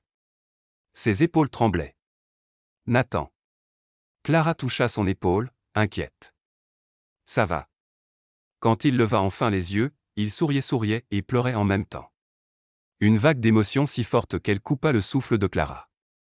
Nous allons avoir un bébé, répéta-t-il, la voix chargée d'émotion. Clara, nous allons être parents. Je sais. C'est effrayant. C'est merveilleux. Il rit un rire pur, honnête. C'est la chose la plus merveilleuse qui me soit jamais arrivée. Clara ne put plus se retenir. Elle se jeta dans ses bras, et ils pleurèrent ensemble agenouillés sur le sol du salon, se serrant comme si rien d'autre au monde n'avait d'importance. J'avais tellement peur de te le dire, avoua Clara. Je pensais que tu croirais que c'était un piège ou que tu resterais avec moi par obligation. Nathan prit son visage entre ses mains. Clara, regarde-moi. Je ne suis pas là par obligation. Je suis là parce que je t'aime. Je t'aimais avant de savoir pour le bébé. Je t'aime maintenant. Et je t'aimerai toujours. Comment puis-je en être sûr ? Parce que j'ai tout abandonné, dit-il en essuyant ses larmes avec ses pouces. L'argent, l'entreprise, ma relation avec mon père, tout. Et tu sais quoi ? Je me sens soulagé. Parce que rien de tout ça n'a de sens si je ne t'ai pas toi. Clara sanglota. Tu es un fou romantique. Je le suis. Il sourit. Mais je suis ton fou romantique. Ils restèrent là longtemps juste à se serrer, laissant la vérité de tout cela s'installer. Il y avait un bébé. Une nouvelle vie. Une nouvelle chance pour eux tous. On peut parler de tout, demanda Nathan. De ce qui s'est passé, du contrat de tout. Clara hocha la tête. Je veux comprendre vraiment. Ils s'assirent par terre, adossés au canapé, et Nathan commença à parler. Il lui raconta comment son père l'avait toujours poussé à être froid et calculateur, comment il avait grandi en croyant que les sentiments étaient une faiblesse, comment il avait signé ce contrat sans vraiment en mesurer les conséquences parce qu'il ne pensait qu'à faire ce qui était bon pour les affaires. J'étais un lâche, avoua-t-il. J'avais tellement peur de ressentir quelque chose pour toi que j'ai choisi de faire comme si tu n'existais pas. Mais Clara, tu étais toujours là dans chaque pensée, chaque instant. J'étais juste très doué pour me mentir à moi-même. Et qu'est-ce qui a changé ? Demanda-t-elle doucement. Cette soirée, te voir rire, être toi-même avec quelqu'un d'autre. J'ai compris que j'allais vraiment te perdre. Et cette pensée était insupportable. Clara prit sa main. Tu m'as fait très mal, Nathan. Je sais, et je passerai le reste de ma vie à essayer de réparer ça. Je ne veux pas de compensation. Elle le regarda dans les yeux. Je veux du partenariat. Je veux de l'honnêteté. Je veux un vrai mariage. C'est tout ce que je veux aussi. Ils parlèrent pendant des heures des peurs, des espoirs, du bébé. Nathan voulait tout savoir quand elle l'avait découvert, comment elle se sentait, si elle avait besoin de quelque chose. J'ai besoin que tu me promettes quelque chose, dit Clara un moment. Tout ce que tu veux. Promets-moi que tu ne vas pas te transformer en papa nerveux qui traite sa femme enceinte comme si elle était d'envers. Nathan rit. Je ne peux pas promettre ça. Je panique déjà rien qu'à l'idée que tu montes les escaliers. Nathan, Quoi? Les escaliers sont dangereux. Il y a des statistiques. Clara leva les yeux au ciel, mais elle souriait. Tu vas être insupportable, n'est-ce pas? Absolument. Il la serra plus près. Mais tu m'aimes quand même. Je t'aime. Les mots sortirent naturellement, sans peur. Je t'aime, Nathan Collins, même quand tu es un idiot surprotecteur avec une constipation émotionnelle. Et, j'ai surmonté la partie émotionnelle. Vrai. Maintenant tu n'es plus que l'idiot surprotecteur. Ils rirent tous les deux, et ce fut libérateur comme si toutes les semaines de tension s'étaient enfin évaporées dans cet instant léger. Tu sais ce qui est drôle, dit Clara. Pendant 5 ans j'ai rêvé de cet instant que tu me vois enfin. Et maintenant que ça arrive, ça semble irréel. Pour moi aussi. Nathan embrassa son front. Mais c'est réel, Clara. Je te le promets. Il se leva soudain, la surprenant. Qu'est-ce qu'il y a? Attends ici juste une minute. Nathan monta en courant. Clara entendit des portes s'ouvrir et se fermer, des tiroirs tirés. Elle rit, l'imaginant chercher frénétiquement quelque chose. Quand il redescendit, il était essoufflé et tenait une petite boîte. Les yeux de Clara s'écarquillèrent. Nathan, qu'est-ce que? Il s'agenouilla, et son cœur manqua un battement. Clara Bennett Collins. Sa voix trembla légèrement. Il y a 5 ans je t'ai épousée pour toutes les mauvaises raisons, pour l'argent, pour les affaires, pour la stratégie. Et j'ai gaspillé de précieuses années de ta vie en étant un lâche stupide. Nathan. Laisse-moi finir. Il ouvrit la boîte, révélant une simple bague en or blanc avec un petit diamant.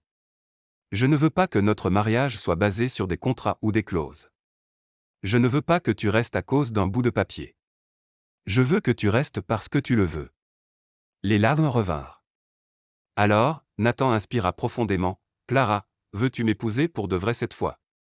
Pas pour les affaires ou la famille, mais pour l'amour. Veux-tu me donner une seconde chance d'être le mari que tu as toujours mérité? Clara le regarda, cet homme qui avait fait tant d'erreurs mais qui était maintenant là, vulnérable et sincère, offrant son cœur sans défense. Oui. Le mot sortit dans un murmure. Oui, je le veux.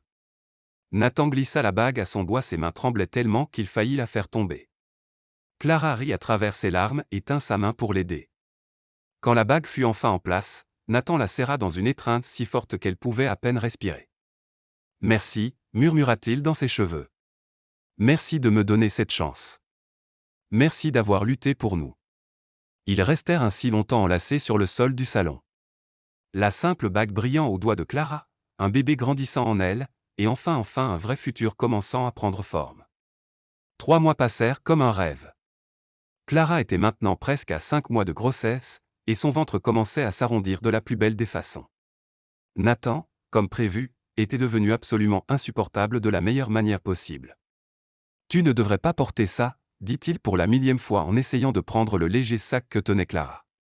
Nathan, c'est un sac à main. Il pèse moins d'1 kilo. Mais tu portes notre enfant. C'est déjà assez de poids. Clara leva les yeux au ciel mais sourit.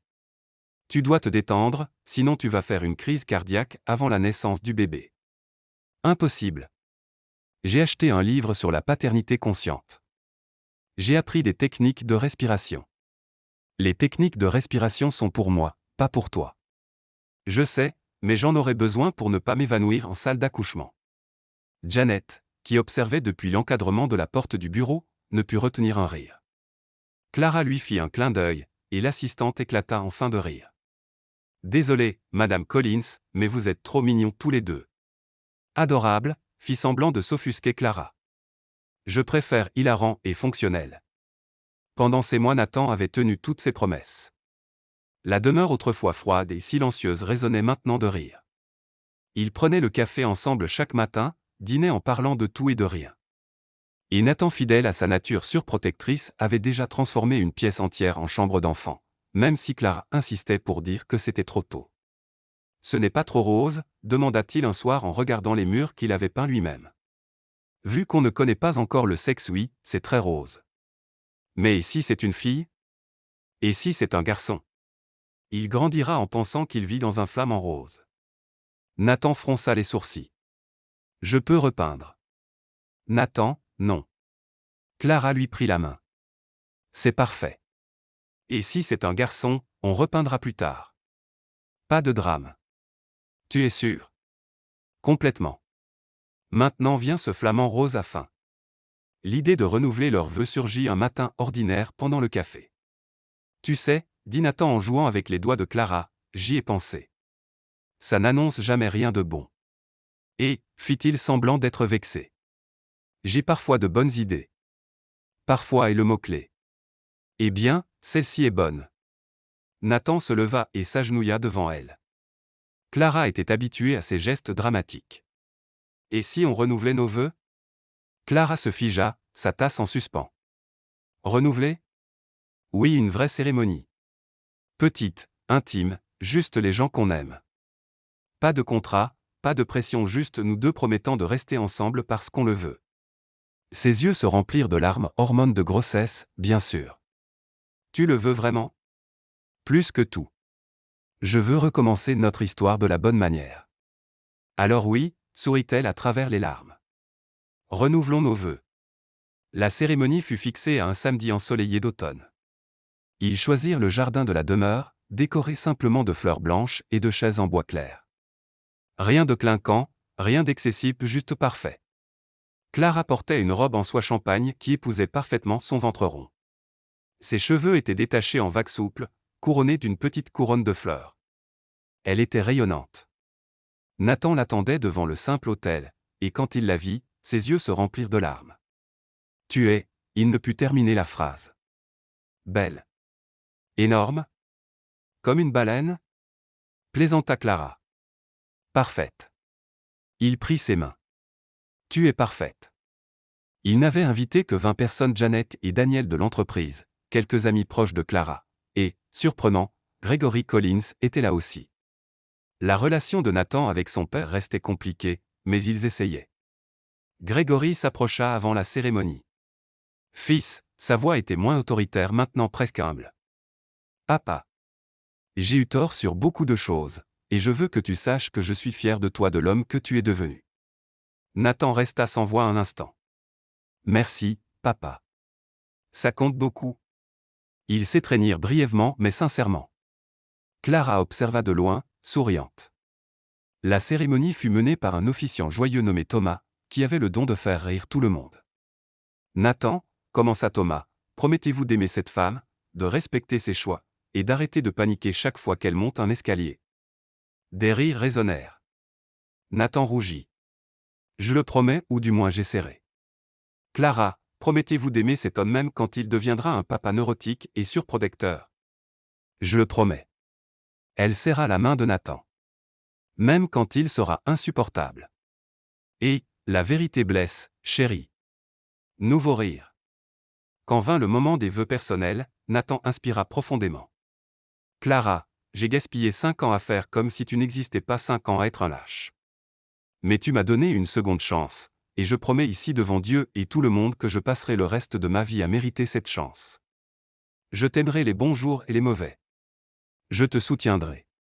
Je te ferai rire même avec des blagues atroces. Et je serai le meilleur père que notre enfant puisse avoir. Clara essuya ses larmes. Oh là là. Comment suis-je censé faire mieux que ça? Tu n'as pas à le faire. Sois juste toi. Ok. Elle inspira.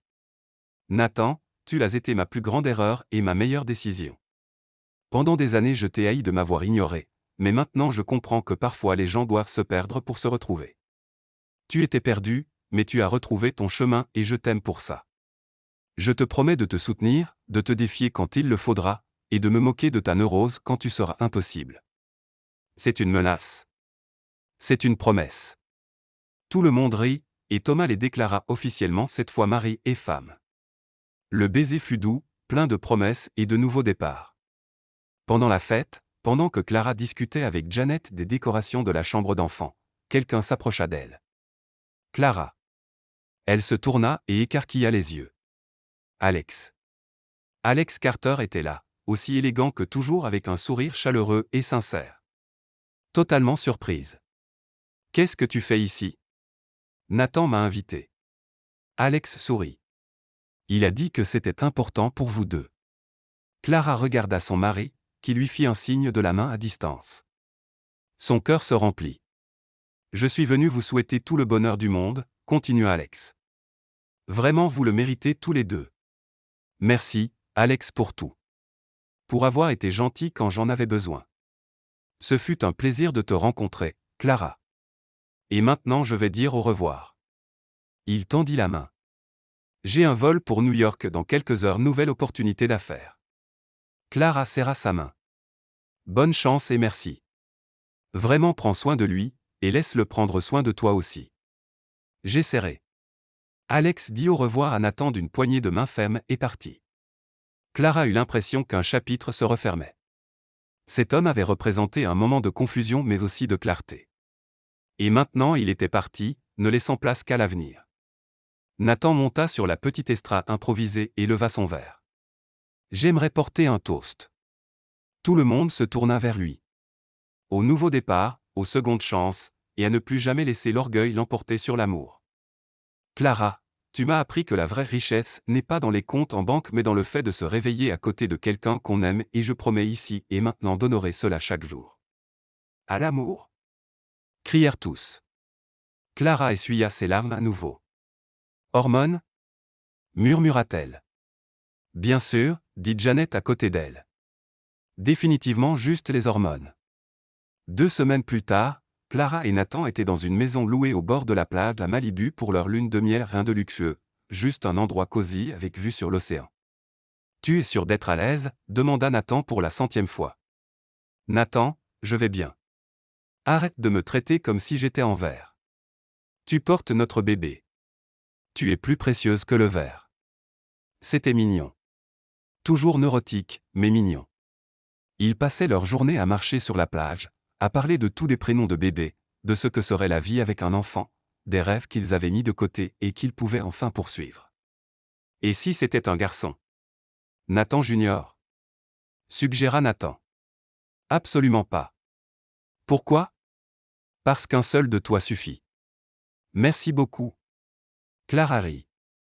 Un truc classique. Thomas ? Michael ? Et si c'est une fille ? Grace ? Sophie ? Lily ? Nathan effleura doucement son ventre. Lily Collins, ça sonne magnifiquement. C'est vrai. Une nuit pendant qu'il dînait sur la terrasse en regardant le coucher de soleil, le téléphone de Nathan sonna. Il regarda l'écran et fronça les sourcils. C'est qui ? Demanda Clara.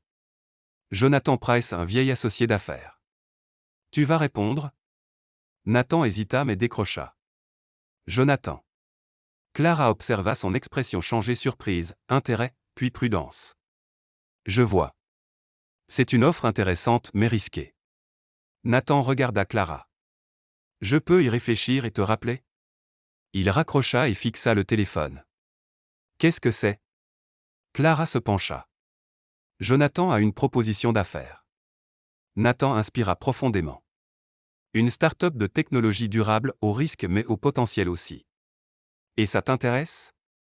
Oui. Il prit sa main. Mais pas sans t'en parler d'abord. Nous sommes partenaires maintenant, tu te souviens ? Clara sourit. Parle-moi de l'offre. Nathan passa l'heure suivante à lui expliquer la proposition de Jonathan. La start-up se concentrait sur des technologies d'énergie renouvelable pour les communautés à faible revenu. L'investissement initial était important, mais l'impact social serait énorme. C'est risqué, admit Nathan. Très risqué, mais c'est exactement le genre de projet qui a du sens maintenant. Clara se mordit la lèvre, réfléchissant. Et quel serait ton rôle ? Jonathan me veut comme cofondateur. Mais voici la partie intéressante, Nathan se pencha. Il a aussi suggéré que tu rejoignes comme associé à part entière. Moi ? Les yeux de Clara s'écarquillèrent. Nathan, je viens à peine de reprendre le travail. Et tu as été extraordinaire. Janet n'arrête pas de parler de la façon dont tu as réorganisé tout le système de classement. Daniel t'appelle la fée de l'efficacité. Il ne fait pas ça. Si juste pas devant toi. Clara rit, mais elle était clairement hésitante. Et si ça ne marche pas ? Et si je gâche tout ? Nathan prit ses mains. Impossible. Tu es plus intelligente que la plupart des gens d'affaires que je connais. Et cette fois ce ne serait pas mon entreprise où tu travailles, ce serait la nôtre, ensemble dès le début. Collins et Bennett Consulting? Suggéra Clara. En fait, j'avais pensé à autre chose. Nathan sourit. Et si c'était Bennett et Collins? Toi d'abord. Tu plaisantes. Je suis tout à fait sérieux. Clara sentit ses yeux se remplir à nouveau ses hormones. Ça compte beaucoup pour moi. Je sais. C'est pour ça que je veux le faire correctement. Ils restèrent debout à parler de toutes les possibilités. Clara exprima ses inquiétudes et si le travail prenait le dessus sur leur vie. Et s'ils recommençaient à se disputer? Et si le bébé arrivait en plein milieu du chaos? Alors posons des règles claires, suggéra Nathan. Des limites nettes entre travail et maison. Pas de discussion d'affaires après 20 heures. Les week-ends sont sacrés temps famille uniquement. Et si quelque chose d'urgent survient? On le gère ensemble en partenaire. Clara inspira profondément. D'accord. Faisons-le. Le lendemain, ils appelèrent Jonathan et acceptèrent l'offre. Le mois suivant fut un chaos organisé, réunion avec les avocats, session de brainstorming, construction du modèle d'affaires. Clara découvrit qu'elle avait un talent naturel pour les opérations et la logistique, tandis que Nathan excellait en stratégie et relations investisseurs. L'entreprise fut officiellement enregistrée sous le nom de Bennett & Collins International Consulting, une fusion pas de famille ou de fortune, mais de rêve et de sens.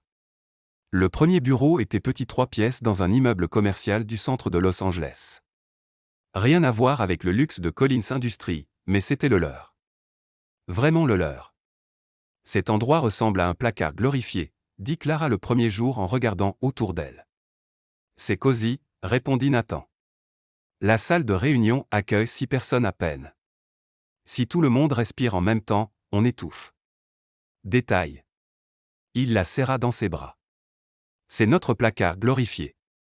Janet accepta de les rejoindre comme responsable de bureau et emmena Daniel avec elle. La petite équipe de la start-up était dévouée et pleine d'énergie. Au fil des mois et à mesure que le ventre de Clara s'arrondissait, équilibrer travail et vie personnelle devint plus difficile et parfois hilarant. Un matin, Clara était en visioconférence avec des investisseurs potentiels quand le bébé donna un grand coup. Comme je le disais, notre modèle de durabilité aille. Elle grimaça. Tout va bien, Madame Bennett, demanda l'un des investisseurs, inquiet. Parfaitement bien, sourit Clara en tenant son ventre. Le bébé vient juste de donner son avis sur les chiffres du 3e trimestre. Nathan, assis à côté d'elle, lutta pour garder son sérieux. Quand la réunion se termina, il éclata de rire. Le bébé avait quelque chose à dire, il arrivait à peine à parler tant il riait. Clara, tu es incroyable.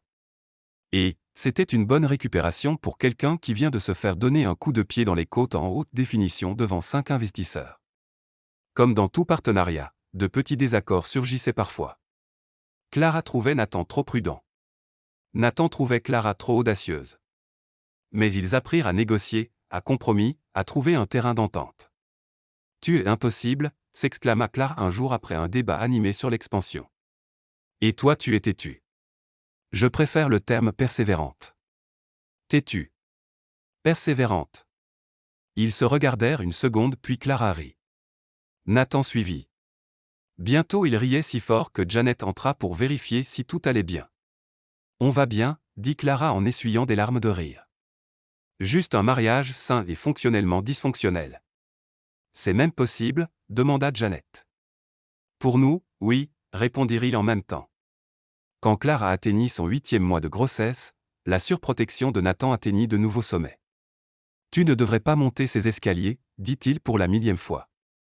Nathan, il y en a 3. 3 escaliers dangereux. Tu as acheté un tapis antidérapant pour chacun. On n'est jamais trop prudent. Daniel murmura à Janet, est-ce qu'il va survivre à l'accouchement? Honnêtement, je m'inquiète, répondit-elle. Une semaine avant la date prévue, ils avaient une réunion cruciale avec des investisseurs internationaux, la plus grande opportunité pour l'entreprise jusqu'à présent. Un accord qui pouvait les placer sur la carte mondiale. Tu devrais peut-être rester à la maison, suggéra Nathan pour la 3e fois ce matin-là. Absolument pas, Clara ajusta la veste qui épousait à peine son ventre. J'ai travaillé aussi dur que toi sur cette proposition. J'y vais. Mais si. Nathan Collins, si tu termines cette phrase, je jure que je vais déclencher le travail juste par dépit. Il leva les mains en signe de reddition. Ok. Ok. Tu y vas mais c'est moi qui conduis. Évidemment. Tu ne m'as pas laissé toucher le volant depuis 3 mois. La réunion était prévue à 14 heures. À 10 heures, Clara commença à ressentir un étrange malaise dans le dos. Juste de la tension, marmonna-t-elle pour elle-même. Stress pré-réunion. Tout à fait normal. À midi, le malaise s'était transformé en crampes occasionnelles. Clara les ignora. Elle n'allait pas rater cette réunion pas après tout le travail investi. 14 heures arriva. La salle de conférence était pleine 6 investisseurs de 3 pays différents. Nathan ouvrit la présentation avec assurance, et Clara suivit avec les données et projections. Tout se passait parfaitement jusqu'à ce que ça ne soit plus le cas. Une douleur aiguë traversa l'abdomen de Clara. Elle s'arrêta au milieu d'une phrase, inspirant profondément. Madame Bennett? Un des investisseurs se pencha en avant. Tout va bien. Oui. Oui. Clara força un sourire. Juste où en étais-je? Ah oui. Projection de la 2e année. Une autre contraction plus forte cette fois. Clara agrippa la table. Nathan la regarda, les yeux écarquillés. Clara. Je vais bien. Elle murmura entre ses dents. Continue. Mais en faisant un pas suivant, elle sentit quelque chose de mouillé couler le long de ses jambes. Oh non. Ma poche. Clara regarda Nathan, les yeux écarquillés. Ma poche des os vient de se rompre. Le temps sembla s'arrêter. Nathan blêmit complètement blême, comme si tout le sang avait quitté son corps. T'as quoi? Ma poche, Nathan. Le bébé arrive maintenant. Oui, maintenant. Tu crois que je l'ai prévu? Les investisseurs se levèrent dans la panique, offrant leur aide dans 3 langues différentes. Janet apparut de nulle part avec des serviettes. Daniel était déjà au téléphone avec les urgences. Et Nathan était figé sur place, regardant Clara comme si elle était un extraterrestre. Nathan. Clara le secoua. Respire. Je ne peux pas. Sa voix était aiguë et tremblante. Le bébé hôpital la poche pas dans cet ordre. Ou peut-être dans cet ordre. Je ne sais pas. Oh mon Dieu. Il fait une crise, murmura Janet. Clara, malgré la douleur, ne put s'empêcher de rire. Nathan Collins, tu as affronté des actionnaires furieux, perdu des millions, défié ton père et maintenant tu paniques parce que ton bébé a décidé de naître. Oui. Cria-t-il. Parce que c'est réel et terrifiant et tu es en train d'accoucher maintenant. Une autre contraction frappa, et Clara serra si fort la main de Nathan qu'il grimaça. Voiture maintenant, ordonna-t-elle. Nathan passa enfin à l'action. Il souleva littéralement Clara malgré ses protestations et courut vers l'ascenseur. Les présentations. Cria un des investisseurs. On reprogrammera. Cria Nathan en retour tandis que les portes de l'ascenseur se fermaient. Janet regarda les investisseurs confus et sourit. Bienvenue chez Bennett & Collins International Consulting. Ça n'est jamais ennuyeux. Le trajet jusqu'à l'hôpital fut un pur chaos et un peu de comédie. Nathan conduisait comme dans un film d'action, klaxonnant des voitures qui n'étaient même pas sur son chemin. Nathan, tu as failli heurter ce poteau. J'ai vu le poteau. Tu me regardais, pas le poteau. Parce que tu es en train d'accoucher. Je sais que j'accouche, je suis juste là. Une autre contraction frappa Clara, et elle inspira profondément. Mais si tu nous tues avant d'arriver à l'hôpital, c'est un peu inutile. Quand ils arrivèrent enfin à l'entrée des urgences, Nathan sauta de la voiture si vite qu'il oublia d'éteindre le moteur. Une infirmière dut lui crier de revenir. Monsieur, votre voiture. Le bébé est plus important. Votre voiture bloque l'ambulance. Nathan courut revenir, éteignit le moteur, jeta les clés au voiturier, et se précipita vers Clara qui était installée dans un fauteuil roulant. Je suis là, dit-il en prenant sa main. Je ne te quitte pas. Nathan, tu es parti 15 secondes. Ce furent les 15 secondes les plus longues de ma vie. L'équipe médicale les emmena en salle d'accouchement. Une infirmière nommée Linda, une femme chaleureuse d'une cinquantaine d'années, tenta de calmer Nathan. Monsieur Collins, vous devez respirer. Je respire. Vous hyperventilez. Asseyez-vous avant de vous évanouir. Je ne vais pas m'évanouir. 2 minutes plus tard, Nathan était assis, la tête entre les genoux, pendant que Linda lui offrait de l'eau. Clara, même dans la douleur, ne pouvait arrêter de rire. Tu as pratiqué les techniques de respiration pendant 3 mois, et tu es plus dramatique que moi. C'est différent, dit-il, étouffé. Quand on pratiquait, tu n'avais pas de vraies contractions. Le docteur Harrison, le gynécologue obstétricien, entra avec un sourire calme. Eh bien, on dirait qu'on a un bébé pressé de rencontrer le monde. Il jeta un œil à Nathan. Et un papa pressé de rencontrer le sol. Je vais bien, dit Nathan en se levant en chancelant. Bien sûr, fit un clin d'œil du docteur Harrison à Clara. On a un seau prêt au cas où. Les heures suivantes furent intenses. Clara fut forte, plus forte qu'elle ne l'avait jamais imaginé. Entre les contractions, elle lançait des blagues pour détendre l'atmosphère et distraire Nathan, qui était clairement au bord de la crise de nerfs. Tu sais, dit-elle à un moment, si je survis à ça, tu n'as plus le droit de te plaindre de quoi que ce soit pendant les 10 prochaines années. Tout à fait d'accord, répondit Nathan en embrassant son front. Tu es la femme la plus incroyable du monde. Souviens-toi quand je te réveillerai à 3 heures du matin pour changer une couche. Je changerai toutes les couches pour toujours. Je te tiens au mot. Après 6 heures de travail, le docteur Harrison annonça enfin, c'est le moment. À la prochaine contraction, poussez, Clara. Nathan tint sa main, et Clara la serra si fort qu'il grimaça, mais il ne se plaignit pas. Il resta là, murmurant des encouragements. Tu peux le faire. Je sais que tu peux. Tu es forte. Tu es incroyable. Puis, dans un moment où le temps sembla s'arrêter, un cri emplit la pièce. C'est un garçon, annonça le docteur Harrison en tenant un petit bébé parfait. Clara se mit à pleurer. Nathan aussi. L'infirmière Linda, qui avait assisté à des centaines de naissances, essuya discrètement ses yeux. Le bébé fut rapidement nettoyé et posé sur la poitrine de Clara. Elle regarda ce petit visage rouge et ridé et sentit son cœur déborder. « Salut, petit, murmura-t-elle. On t'attendait depuis si longtemps. » Nathan, agenouillé près du lit, effleura doucement la minuscule main du bébé. Le garçon saisit son doigt avec une force surprenante. « Il est parfait, » dit Nathan, la voix étouffée. « Absolument parfait. »« Comment allons-nous l'appeler » demanda Clara. Nathan la regarda, puis leur fils. « Et si on l'appelait Henry ?»« Henry James Collins. »« Henry » essaya Clara. « Henry Collins. »« J'adore. »« Bienvenue dans la parentalité, » dit le docteur Harrison avec un sourire. « Préparez-vous à ne plus jamais dormir toute une nuit. »« Ça ne me dérange pas, » répondit Nathan, les yeux toujours sur son fils. « Je le referai 1000 fois. » Les mois qui suivirent furent un tourbillon, nuit blanche, couches sans fin, pleurs incompréhensibles, et beaucoup de café. Mais il y eut aussi les premiers sourires, les premiers rires, et cette odeur unique de bébé qui faisait oublier toute la fatigue. Bennett & Collins International Consulting prospéra malgré, ou peut-être grâce au chaos. Les investisseurs qui avaient assisté à l'accouchement de Clara envoyèrent des fleurs et devinrent des partenaires fidèles. Après tout, disait-il, si le couple pouvait gérer une crise pareille avec grâce, il pouvait gérer n'importe quel défi d'affaires. La demeure autrefois froide et silencieuse était maintenant pleine de vie.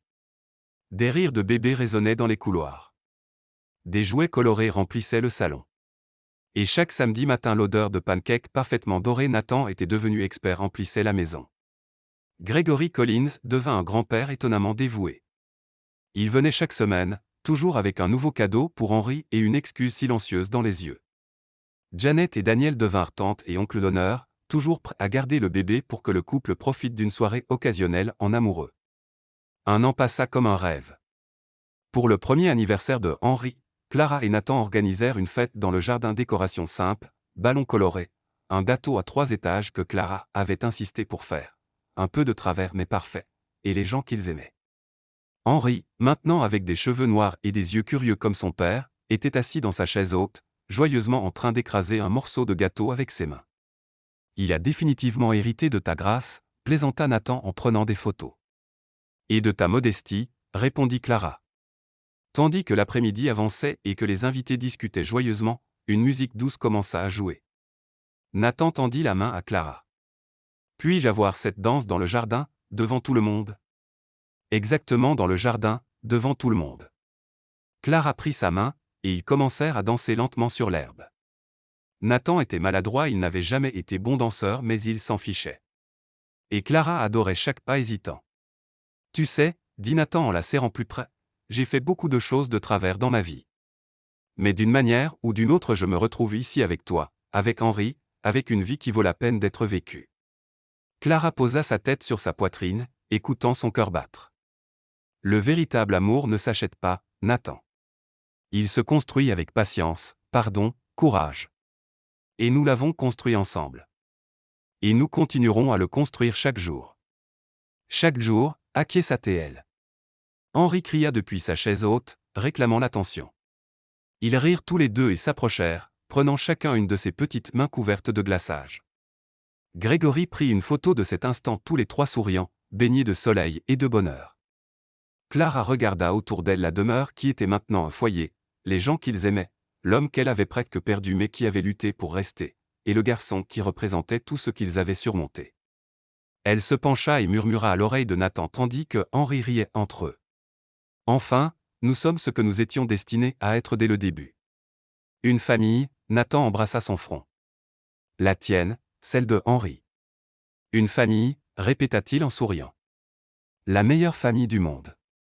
Et là, sous le ciel bleu de Los Angeles, avec le son des rires et l'odeur du gâteau dans l'air, la famille Collins commença le reste de leur vie ensemble enfin, complètement.